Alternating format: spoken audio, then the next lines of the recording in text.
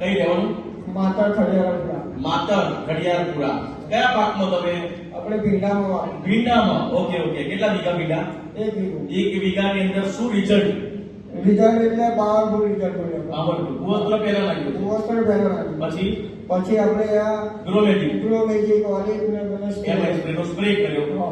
અને આજુબાજુ ભીંડા કરતા હતા લોકો? આજુબાજુના લોકો ભીંડા કરતા હતા પણ એમને કોઈ રિઝલ્ટ એટલું મળ્યું નહીં મળ્યું. તમને શું મળ્યું? આપણને તો બહુ રિઝલ્ટ મળ્યું કારણ કે 40 જેટલા આપણને રિઝલ્ટ મળ્યું. અને પહેલા કેટલા જબલા થતા હતા? પહેલા સ્ટાર્ટમાં જ્યારે વાપરી હતી તે ઘરે 5 જબલા પડતા. 5 જબલા થતા હતા અને આ વાપરવાથી 40 જબલા થયા. મતલબ જોરદાર ઉતારો કહેવાય. 5 ના 40 35 જબલા બની ગયા મિત્રો ભીંડા. તમારી સામે આ રિઝલ્ટ છે. શું કહેશો ખેડૂત મિત્રોને? હું ખેડૂત મિત્રોને આમાં કહેવા માંગુ છું ભૂવસ્ત્રનો ઓલિવના ગ્રોમેટિક એ વાપરવું જોઈએ આપણે. અને ફાયદો લેવો જોઈએ. ફાયદો રહે છે. આપણે 1,75,000 ના ભીંડા થાય. 1,75,000 ના ભીંડા. ઉનાળુ ડાંગરમાં વાપરી આપણે ઉનાળુ ડાંગરમાં વીઘે 85 મણ ઉતારો નીકળ્યા. ડાંગરમાં પણ વાપર્યું. અને એમાં વીઘે 85 મણ મિત્રો.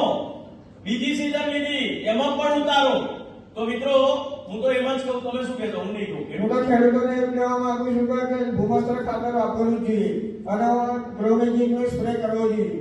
ઓલિવનો પણ સ્પ્રે કરવો જોઈએ. તેનાથી કંઈક સુધારો જમીનની અંદર થાય છે. સરસ સર. ખુશ છો તમે? હા, હું ખુશ છું અને ખેડૂતોને બી ખુશ કરું છું. હવે આખી જિંદગી હાથમાં પડશો મને તો એવું લાગે. હા, પાકું ને? પાકું પાકું. માતા તો રિઝલ્ટ મળતું તો બોલવું પડે. યસ કે નો?